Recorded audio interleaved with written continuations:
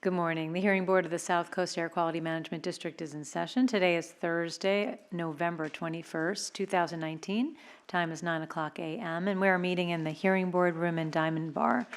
We have one change to the calendar today, and that is the matter of South Coast AQMD versus Gold Coast Baking Company, Inc., case number 6137-1 for a modification to the order for abatement is off calendar.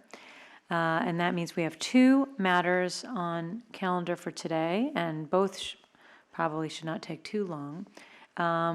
The first one will be County of San Bernardino Fleet Management, case number 6070-4 for a short variance. And who is representing the County of San Bernardino today? My name is Lauren Finwall, LAURENFINWALL,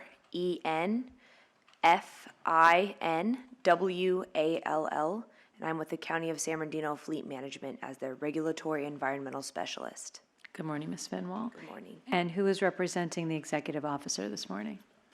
Brian Tomasovic, Senior Deputy District Counsel for the Executive Officer. Thank you. Good morning, Mr. Tomasovic. First, I'm going to ask anyone who wishes to testify in this hearing to please rise to be sworn in at this time. Please raise your right hand. Do you promise to tell the truth, the whole truth, nothing but the truth, so help you God? Thank you. And as is usual for Ms. Finwall, we have some helpful documents that we will mark. We've received 4 documents. I'll mark them in order. The first is a single-page document with the title San Sylvain Variance Request, and that'll be exhibit number 1. The second is an IC engine operating log, also a single page. That'll be exhibit number 2. The third is an email. It's a multi-page document, an email from Jeff Lawver to Lauren Finwall, exhibit number 3. And finally, the proclamation of state of emergency is exhibit number 4. And before you begin your opening, Ms. Finwall, I noticed that on exhibit 1 you mentioned good cause, which you do not need to do for the short variance. So for the short variance, this is a noticed hearing, and so we do not need to go through the bifurcation or the finding of good cause. We're just going to jump right into the 6 findings for a variance. Because this is a short variance hearing and it's been noticed to the public, we don't have to find good cause. So we'll jump right into the 6 findings. So with that, your opening. Thank you, Madam Chair and the board. I would like to just begin with this information. So as of Tuesday, October 28th, the County of San Bernardino was informed that Southern California Edison, SCE, would be turning off the electricity due to the high winds projected for the week and the high winds that have been projected for the month of October. At that time, on the next day, Wednesday, October 30th, Fleet Management was informed that the emergency generator at the San Sylvain radio tower had hit 180 hours, and on Thursday, October 31st, it had hit 200 hours, and Fleet Management had begun starting the ex parte emergency variance and the short variance petition for variance. Due to the nature, this was out of the County of San Bernardino's control, as Southern California Edison decided that it was their right to turn off the electricity, and with that happening, we did need to have emergency power on for that radio tower, thus having our emergency generator turn on. And that will do it. Thank you so much. Thank you. Mr. Tomasovic, your opening. Good morning, Madam Chair, members of the hearing board. The district will have one exhibit that's labeled short variance conditions, and it will have identical conditions to what was approved in the emergency ex parte variance. And we expect, based on the evidence that petitioner will present, that the district would not oppose the granting of a variance subject to these proposed conditions. Thank you. Mr. Tomasovic, would you like to hand those out now? Yes. Let me do that.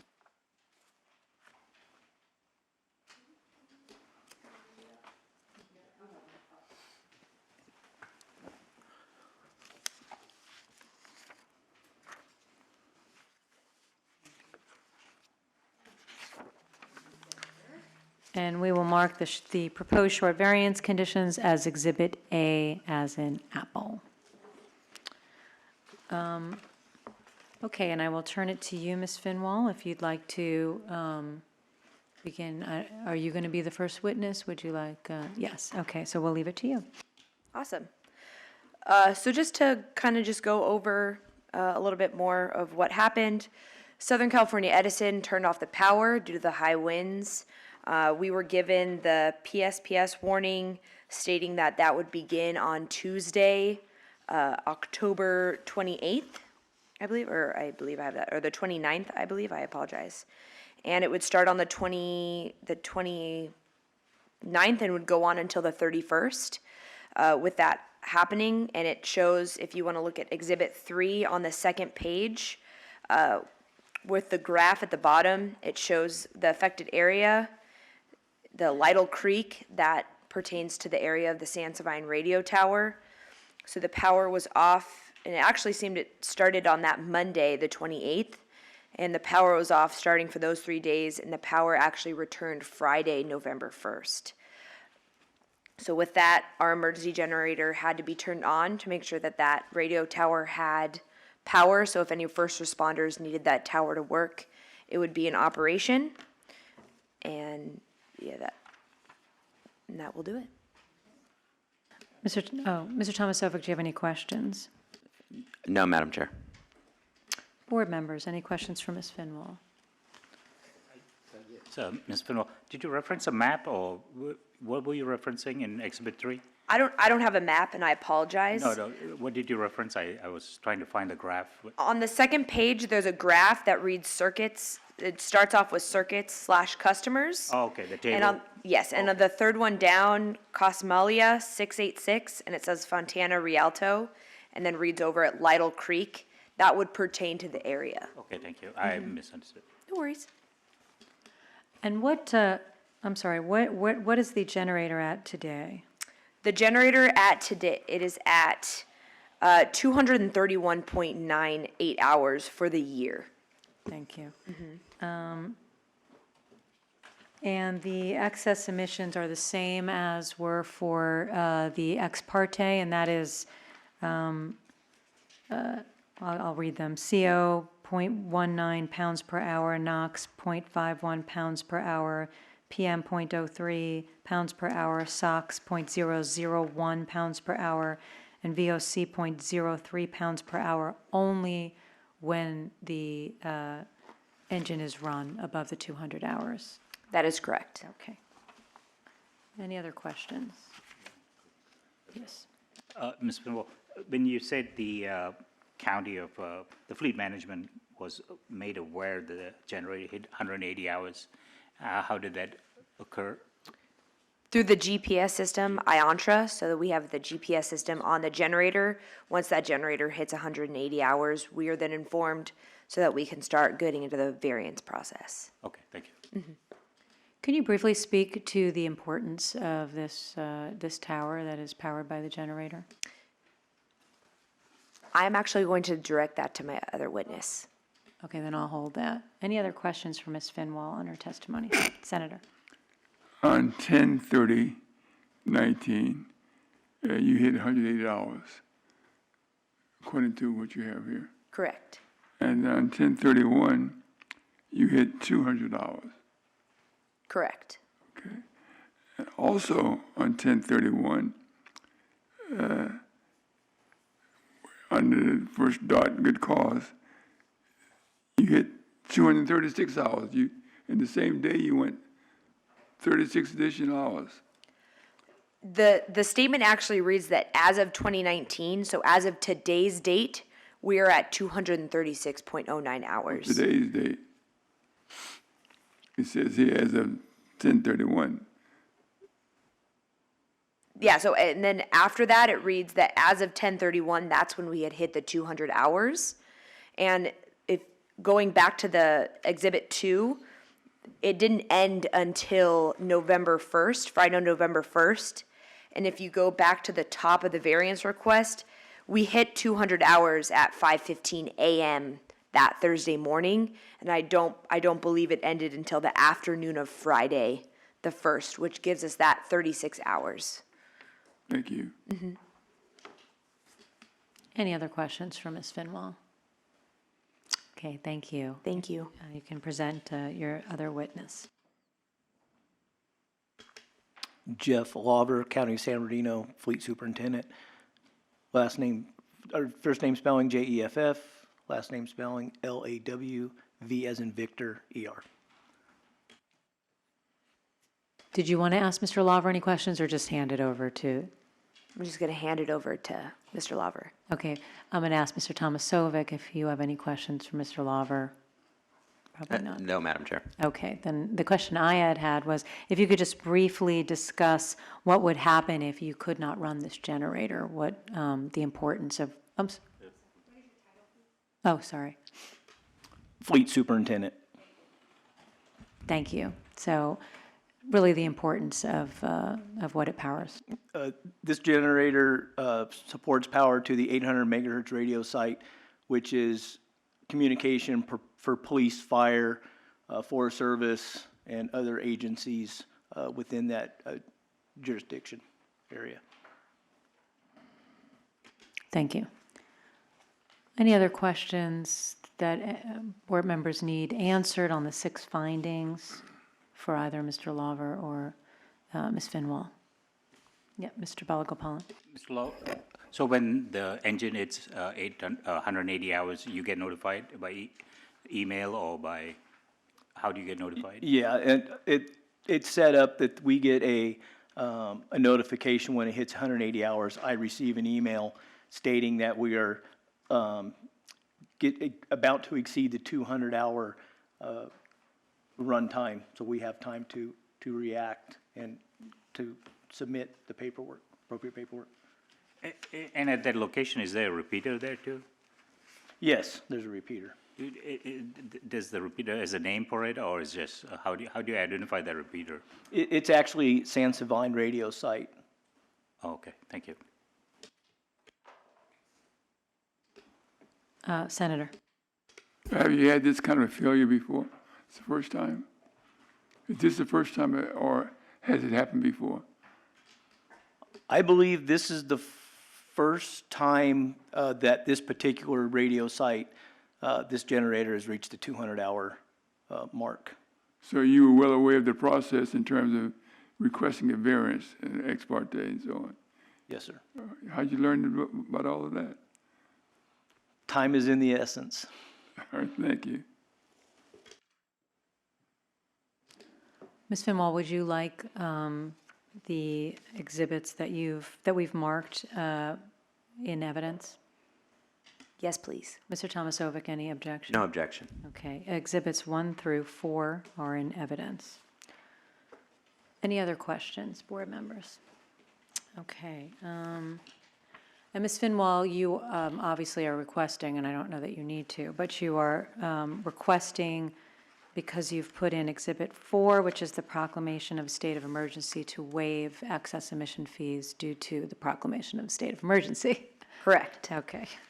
So we will, as usual, take that up after we make the determination on the short variance itself. Okay, Mr. Tomasovic, I see you have no witnesses, correct? Correct. Okay. Is there any member of the public who wishes to be heard today? I see none. Okay, Ms. Finwall, would you like to give a summary closing, or would you like to rest on the evidence provided? Rest on the evidence provided. Thank you. Thank you. And Mr. Tomasovic, any closing? No closing. Okay, thank you. Board members, anyone wish to begin discussion? Mr. Balagopalan. I believe we can make the 6 findings necessary for granting the short variance. They're in violation of the permit condition that limits the engine to be operated not more than 200 hours. And they've, as provided, they already exceeded the 200 hours. They're at 231.8, I believe.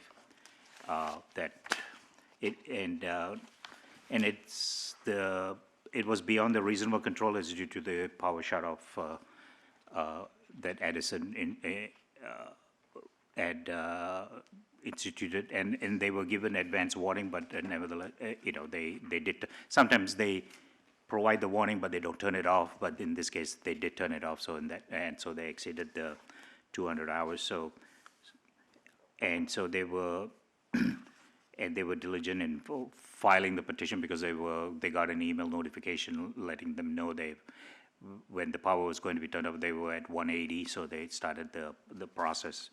And the closing or taking will be without a corresponding benefit in reducing a contaminant.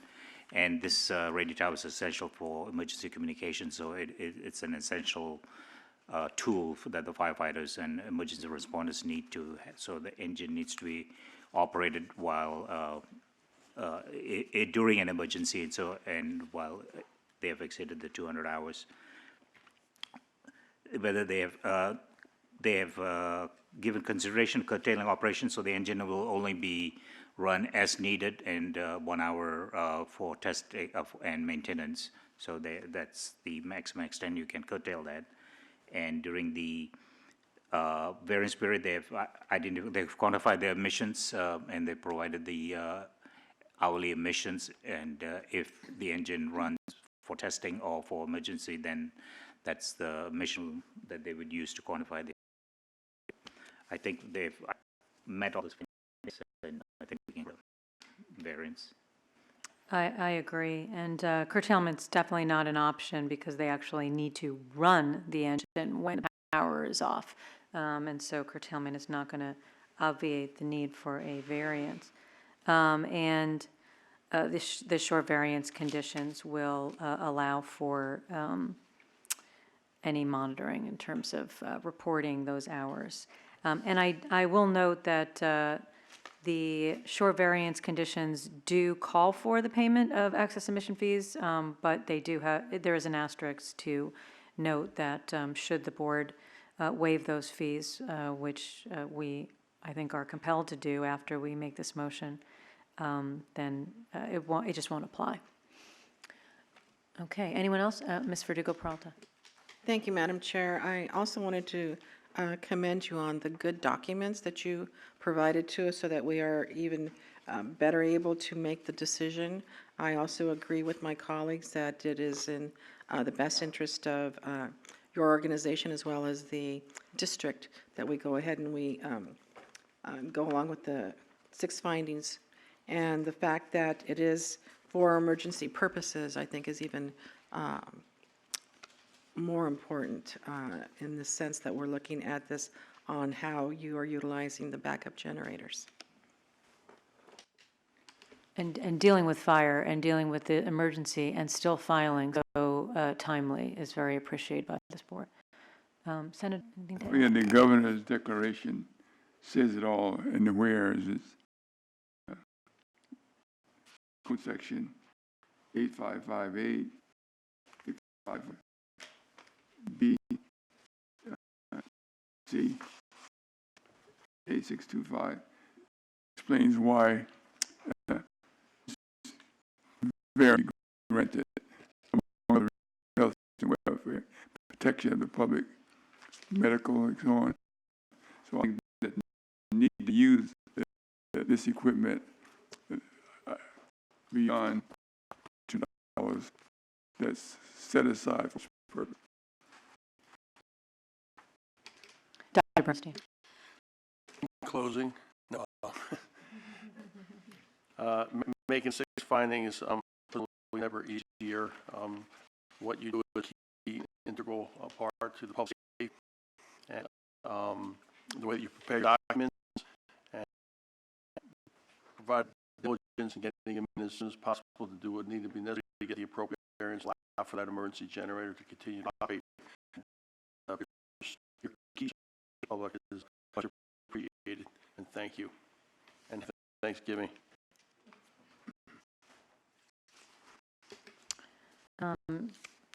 Would anyone like to offer a motion, or I can do that?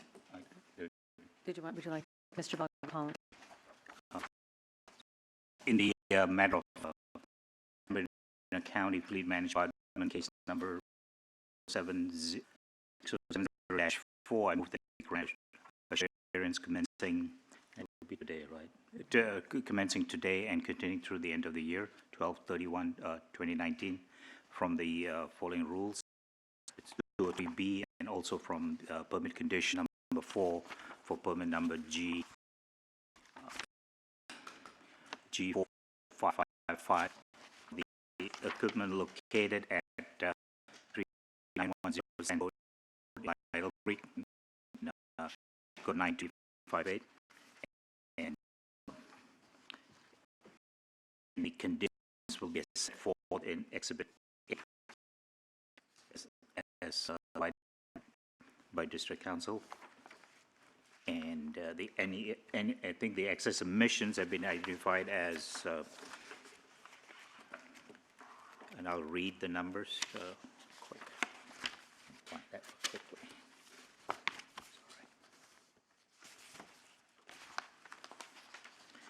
For VOC is 0.03 pounds per hour, for NOx is 0.51 pounds per hour, for SOx is 0.001 pounds per hour, for CO is 0.19 pounds per hour, and for PM is 0.03 pounds per hour. And this will apply only if they operate the engine either for testing, maintenance, or for emergency operation.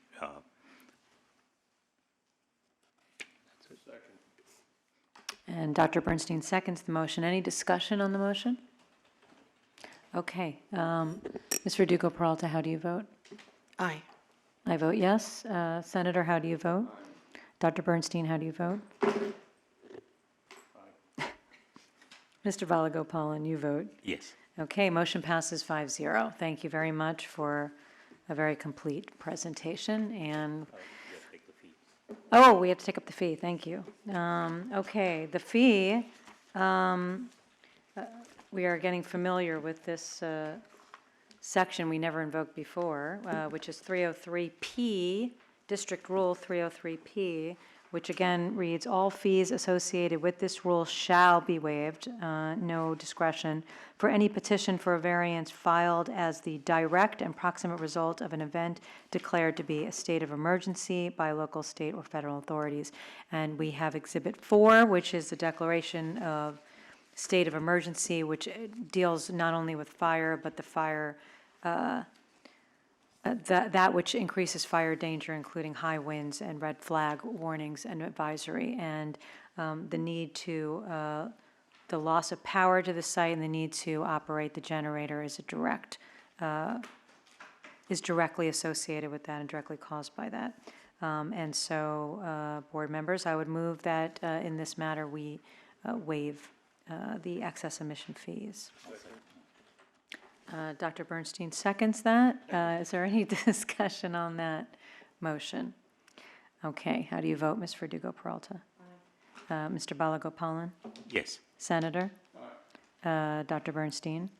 And I vote yes. Motion passes 5-0. Now, thank you very much. See, that was quick.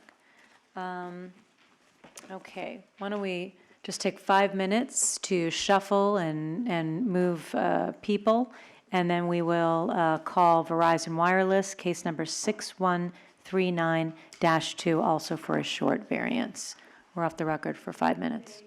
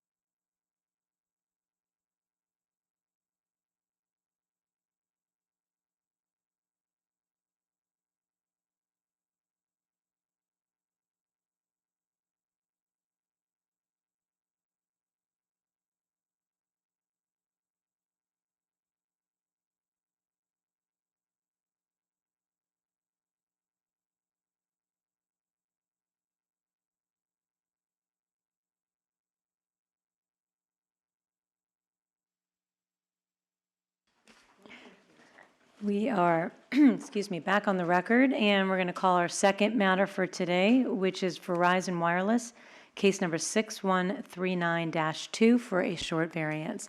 And who is representing Verizon Wireless today? Good morning. My name is Joseph Schultz. I'm a network assurance manager for Verizon. Mr. Schultz, can you just spell your name for the record, please? Yes, first name Joseph, Joseph. Last name Schultz, Schultz. Thank you very much. And who is representing the executive officer this morning? Brian Tomasovic for the Executive Officer, Senior Deputy District Counsel. Thank you. Before we begin, I'm going to ask yourself, Mr. Schultz, and anyone else that you have brought along to testify to please rise to be sworn in. Please raise your right hand. Do you promise to tell the truth, the whole truth, nothing but the truth, so help you God? Yes, I do. Okay. And Mr. Schultz, you were just in the audience and witnessed the first hearing, is that correct? Yes, Madam Chair, that's correct. Okay, so then you have some idea of what you might need to tell us about today in terms of what's going on at with this matter? Yes, Madam Chair, I was taking notes. Okay, so what I'll do is if you want to, you can give a brief opening statement, just telling us what you're asking for today and why you're here. And then I'll turn it to Mr. Tomasovic to give a brief opening statement. And then you can just fill in anything else you wish to tell us, and we'll ask questions to fill in the rest. Okay. Madam Chair, I don't have an opening statement. Can we go straight to the opening statement from the District Council? We can do that. Mr. Tomasovic, do you have an opening statement? Good morning, Madam Chair, members of the hearing board. I have provided to Madam Clerk something that may well be marked soon as Exhibit A, which is at the top marked short variance conditions. The district does not intend to call any witnesses, but if there are any questions about Condition 3 there regarding preparing a report on the feasibility of existing battery backup power, Mr. Sean Benage would be available, and he could explain the basis for that, but it's a bit of a binary question on whether that is feasible or not, and if it's not feasible, that would be provided in the report. So it's a simple reporting type of condition that I believe was pulled from a similar variance for a different generator that was granted not too long ago. So that's where that source is from. The one other difference from although I don't have a copy of the minute order for the emergency ex parte variance that was granted, one difference is our proposed conditions on that emergency ex parte had included what we have as Condition 4. Just thinking about how Rule 303P works, I thought perhaps the hearing board has its own institutional interest in having excess emissions fees reported regardless of whether any fees need to be paid. So I just, as a second thought on that, put it back in for these purposes. The district has also noted that the petition as initially submitted had asked for variance relief from Rule 1470, and we continue to think that's not an applicable rule for which variance relief is needed. So we think all appropriate variance relief would come under Rule 203B and the relevant permit condition regarding the 200-hour limit. But we expect, based on the evidence that would be presented and the evidence that's in the petition, which includes the permit and includes the proclamation of a state of emergency, that the district would not oppose the granting of a variance subject to our proposed variance conditions. Thank you. Thank you very much. And let's mark at this time the proposed short variance conditions, which will be A as in apple. And Mr. Schultz, do you have a copy of the proposed conditions? Yes, I do, Madam Chair. Okay. And have you had a moment to look them over? Yes, I have. Okay, thank you.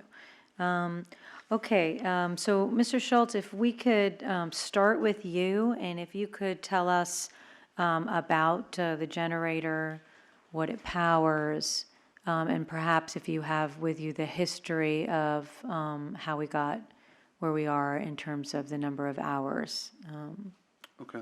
Would you like me to read directly from the petition or provide some form of summary or?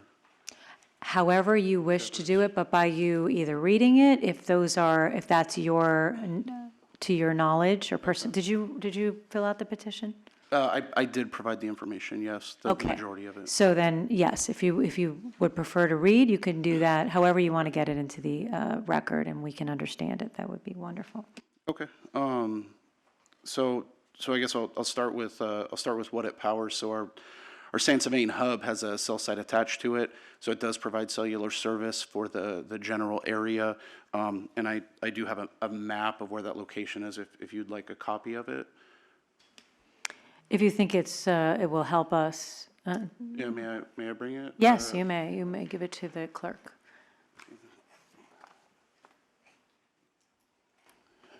Thank you very much, and let's just take a second to make sure we all get a copy of it.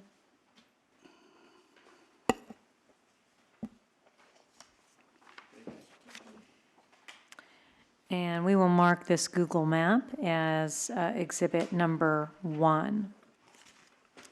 And you may continue, Mr. Schultz. Okay. So that's the the general location of the microwave hub that we're discussing. So as I mentioned, it has a cellular site attached to it, so it provides cell phone signal in that general area.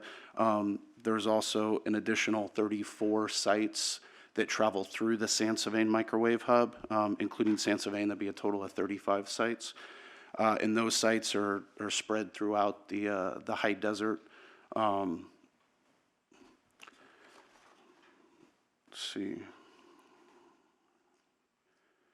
So that's the, I guess that's the total that's encompassed as to what's powered by that location, which is why we have the generator there.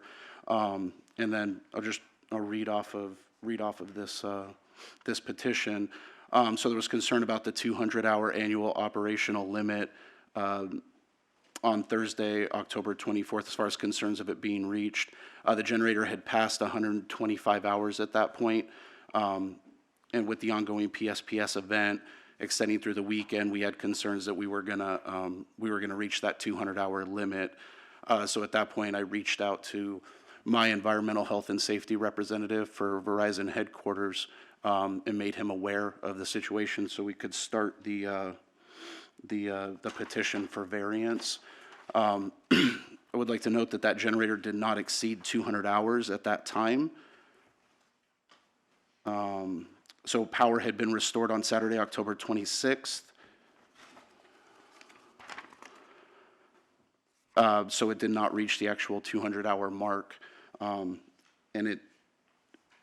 it didn't exceed 200 hours until after the ex parte emergency variance was submitted. And although I don't have the exact time that 200-hour mark was reached, I can tell you that it was between October 30th and November 1st when the next PSPS event occurred.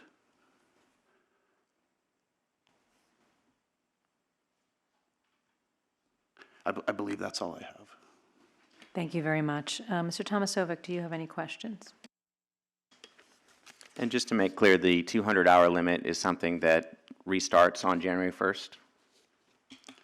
Yes, sir, that's correct. And this is found in your generator permit under condition number 7, is that correct? I believe that's correct. I can double check right now. Yes, that's correct. I have no further questions. Ms. Verdugo Peralta and then Mr. Balagopalan. I just want to know, well, how many hours are you at presently? Currently, we are at 233.76 hours. That's all I had. Thank you.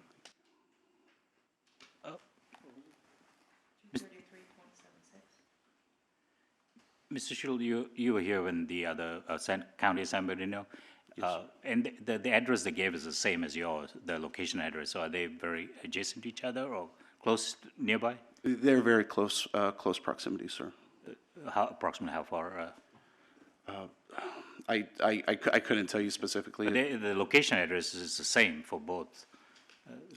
I had noted there seems to be an error with the County of San Bernardino, at least the public notice, and I hadn't gone through the whole file to see if that repeated. The 13910 San Servain Road address pertains to Verizon's generator.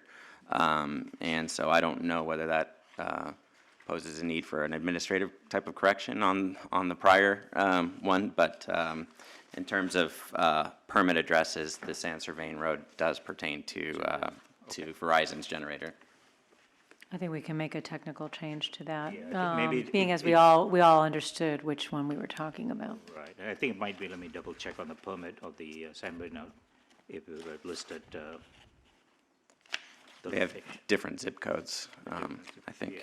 So It actually still put 39 on the permit, same address, San Servain Road. But anyway, 13910 San Servain Road, Lytle Creek, on the permit for the San Bernardino County 1-2. So the previous one is wrong. I see what you're saying now, so it is. Let me see the current one. I didn't. The current one is 13910 San Yeah, it's the Servain Road. same, yeah. But different zip codes, so Yeah, that. I don't know how that works. Yeah, I mean, they both are referred to as San Servain, so I don't know. yeah. what that- And, but yours is, you refer it to as the San Servain Road generator. Yes, sir. We refer to the location, the Verizon location, as a San Servain microwave hub. And that's, and the address is, there's a physical address there, I don't know if.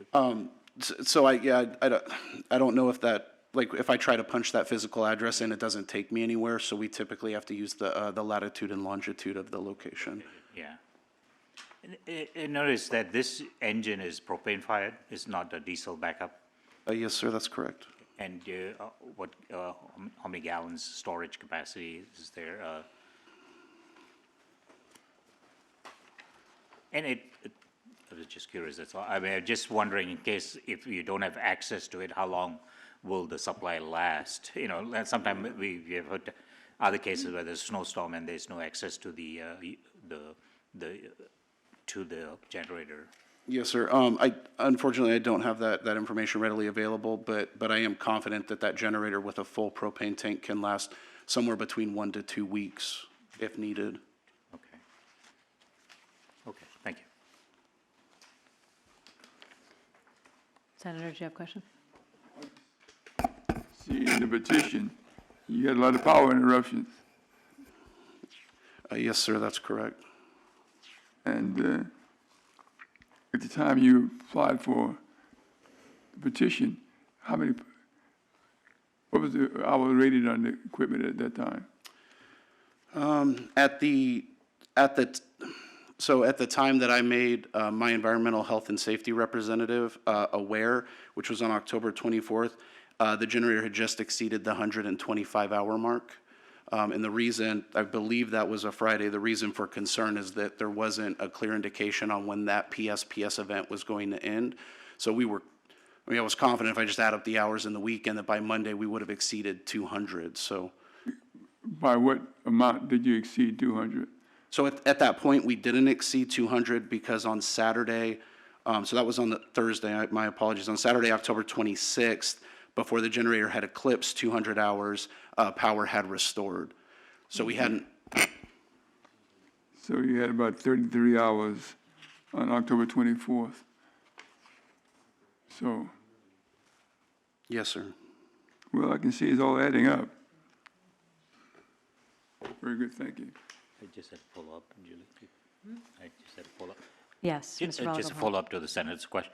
How do you get notified when, do you have a similar GPS system type notification when the engine exceeds a certain hours and so forth? No, sir, we don't. So we have, they're called discrete inputs, but it's an alarming system that we have set up. So when alarms occur at that location, we get notified through through our alarming system. I don't know how to describe it specifically, but we get alerts like on our phones, on our laptops, through various platforms that there are alarms.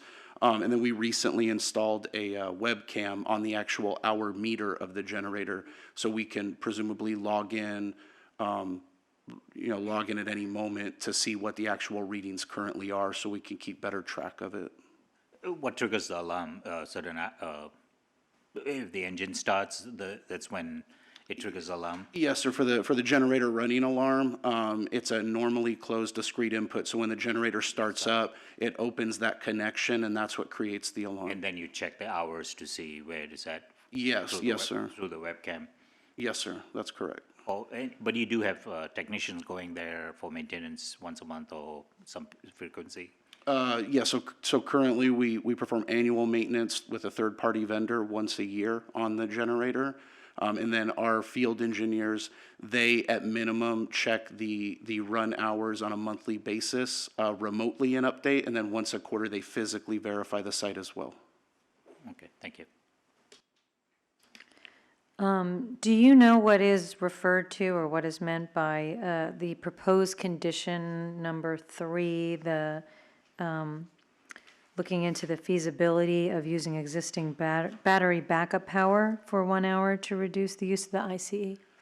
I'm not overly familiar with that, Madam Chair. I do know that we do have battery backup on location, and I'm confident that that battery backup would last a minimum of 2 hours. So you believe that you have battery backup for this generator? So it would be an alternative if the generator failed. It would give us essentially a minimum amount of time to respond to the location and try to repair the generator before, it's almost like a buffer to give us time to try to get the generator operational before we lose power to the location. And have you been using that? And so you're at 233 hours, even though you've been using the battery backup before the generator is used? It would be after the generator. It would be either after the generator or in the event that the generator failed. How would it be after? I'm trying to understand what that So, means.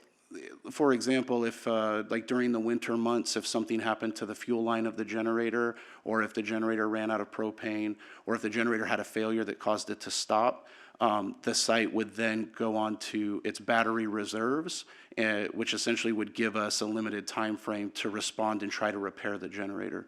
So it's sort of a last resort to try to keep the site active while we repair the generator.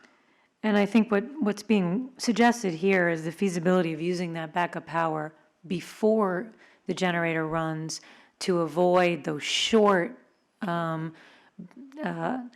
that would require the use of the generator. Is that something that you are willing to look into? Yes, I believe we did something similar at a location called Snow Valley, where I believe we set something up so the batteries would drain for up to an hour before the generator would turn on, as you mentioned, to prevent the smaller outages. And yes, we would be willing to do that. Okay, great.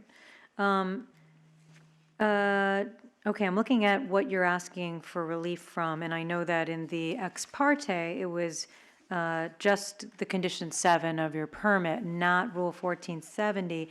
And I'm wondering, so you've heard from Mr. Tomasovic, who believes you will have complete relief if you just simply ask for and are granted relief from the condition of your permit.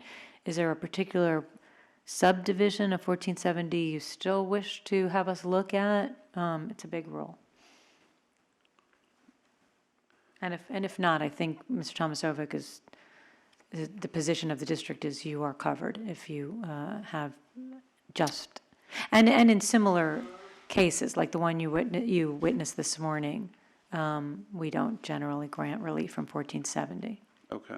And Madam Chair, Rule 203B, Rule 203 was cited on the notice for the hearing, and I do Right. think it's appropriate. Yes, I'm sorry, and I kind of tie that in together. So 203B, which requires you to to comply with the terms of your permit, and then specifically permit number, condition number 7. Okay. And then finally, the excess emissions, they just seem higher than what we've seen. Well, I guess this is pounds per day, okay. So would you be able to speak to those excess emissions and where they come from? No, I wouldn't be able to. Okay. Yes, Mr. Balagopalan. The permit had listed the emission rates only for the three pollutants in grams per brake horsepower hour And they match the ones on page 8? of the petition, you mean? Yes. No, the units are different, here they've expressed in pounds per day, and this is in, No, on the very next page, page 8, there's 1, 2, 3 emission factors. oh, yes, yes, it does match exactly with the permit. They didn't include the two additional pollutant, but it was not included on the permit either. Okay, thank you, that's very helpful, okay. And I think we'd probably express it in the grams per brake horsepower hour, because it's not always going to be the case that you're going to be running it the whole entire day.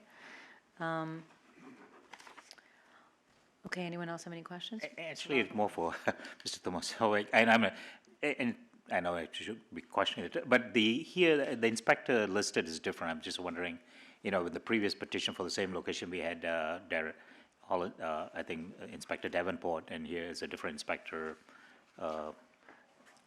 The enforcement manager, Mr. Sean Bennett, provided the proposed conditions, and he inputs the names. Oh, So, okay. Just wondering why they were, for the same general area, there are two different inspectors who are, okay, thank you. I can't Yeah, I didn't- account for it specifically.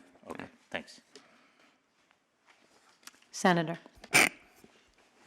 How many hours did you exceed the 200 set aside?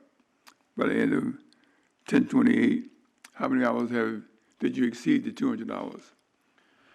As of 10/20, as of 10/28, we hadn't exceeded the 200 hours. We exceeded the 200 hours somewhere between October 30th and November 1st during that, I believe it was a 3-day PSPS event. On page 5 of the petition, number 14, you have 29.7 hours. Is that operation? That was on item 14, is that Yeah. number 14? So yeah, the 29.7 hours of emergency operation, which began on February 10th, 2019, is that? And then you have 5.7 thereafter, Yes, that's correct, 9.2, yes. 50.0, 33.8, 23.23. That adds up well over 200 hours. Huh? Maybe I added it wrong. Yeah, just a quick adding up of that, it's about 130 maybe. You got, So yeah, my apologies. So yeah, these totals here, they're, I don't know what they're specifically at, but this is, yeah, I think it's somewhere 150 range, something like 150? that. However, this also doesn't include the maintenance that occurred during that time. We were simply trying to advertise the amount of hours that the generator has run this year due to emergency power outages. okay, thank you. Any other questions on the 6 findings that anyone needs to have any other information? Okay. Oh, go ahead, Mr. Balago. I added the hours, 151 hours, based on 151 full, so it's not close to 200 yet. Well, I had the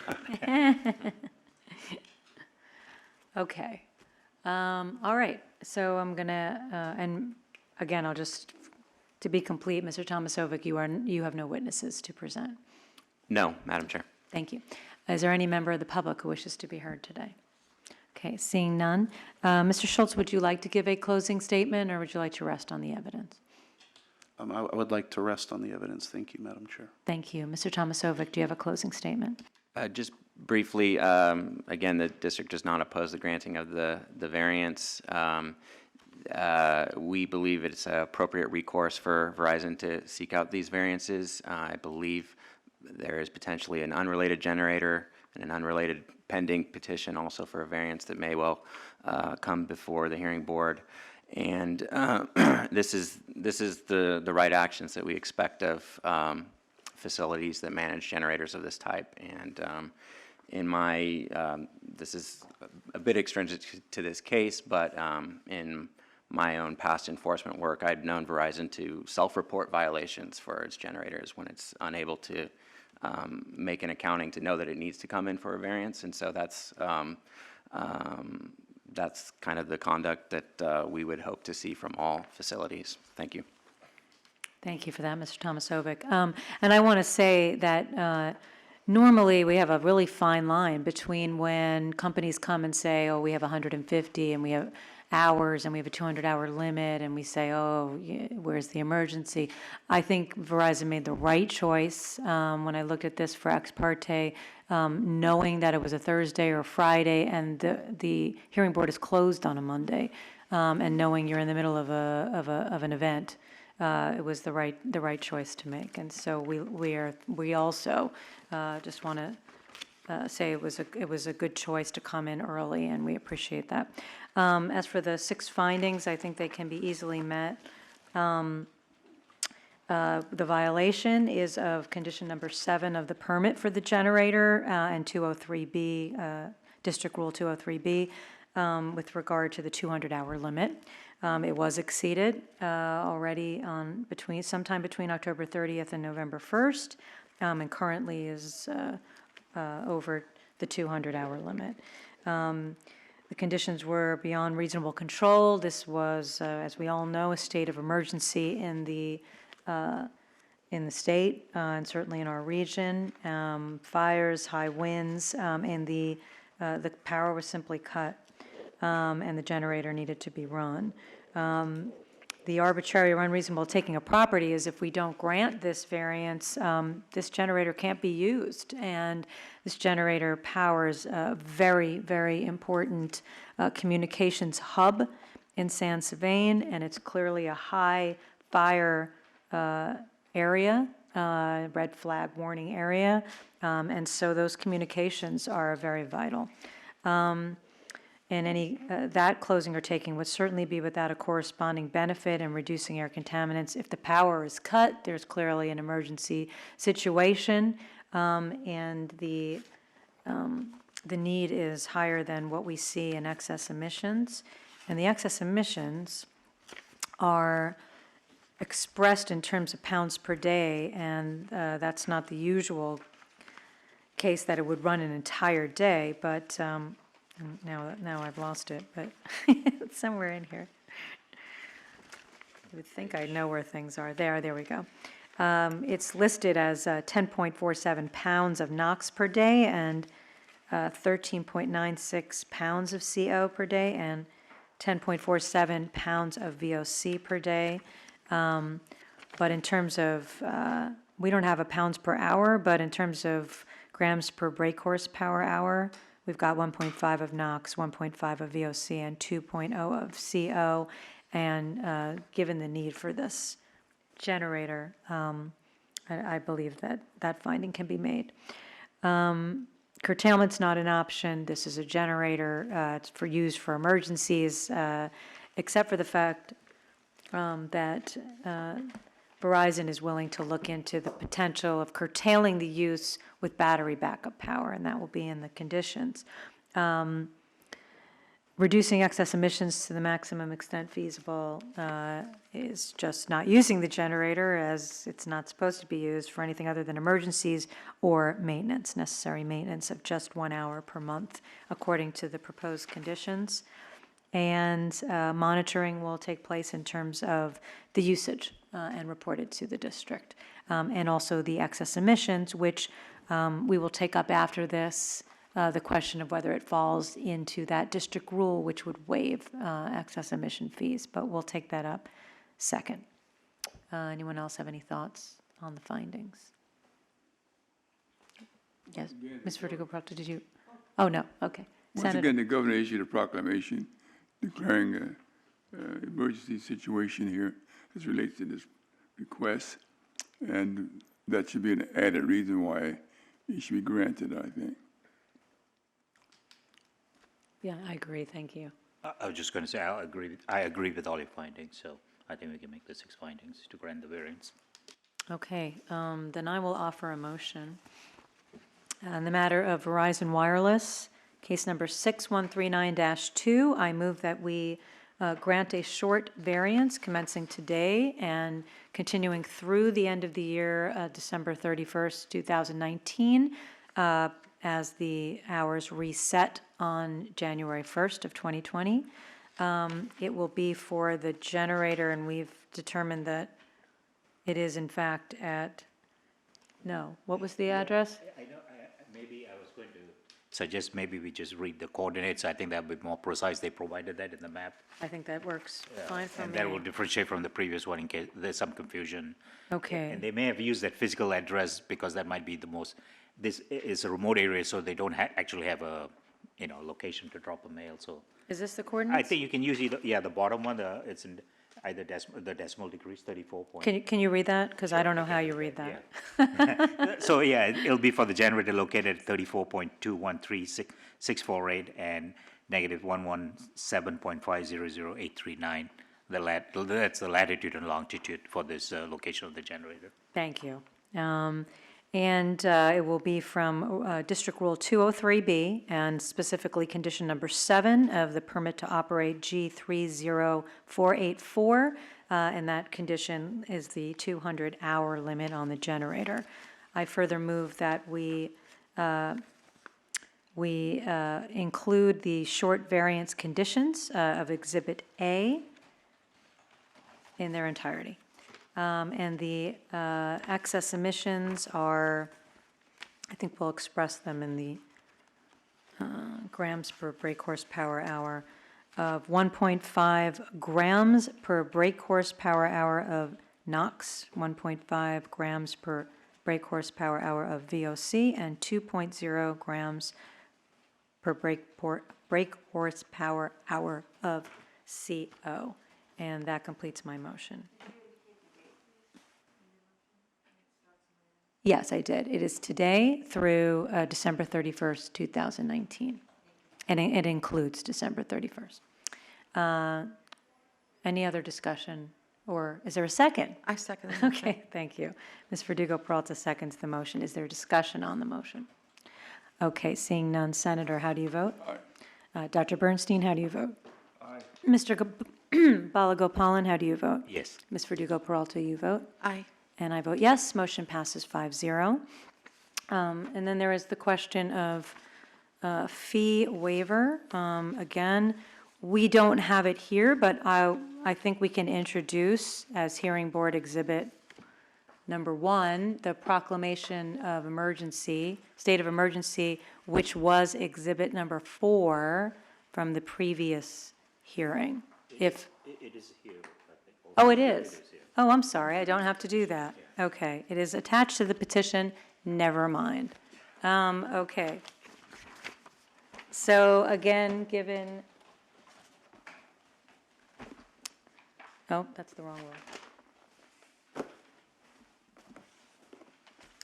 I don't have to read it again into the record. However, in accordance with District Rule 303P, as in Peter, with regard to waiver of fees, I move that we waive excess emission fees due to the fact that this variance is due to or related, the proximate result of the event declared to be a state of emergency by the state of California. Is there a second? I second the motion. Ms. Verdugo-Peralta seconds. Any discussion on that motion? Okay, Senator, how do you vote? Dr. Bernstein, how do you vote? Mr. Balagopalan, how do you vote? Yes. Ms. Verdugo-Peralta? Aye. I vote yes. Motion passes 5-0. Okay, thank you. And good luck in avoiding any additional fire to us all. Yeah, thank you for your time, Madam Chair, and the rest of the members of the board. Thank you. And thank you for coming. I know there was some question. I don't know if it was yourself who was not available, but it was quick. Okay, any other business for today, board members? Okay, we are adjourned. Thank you all.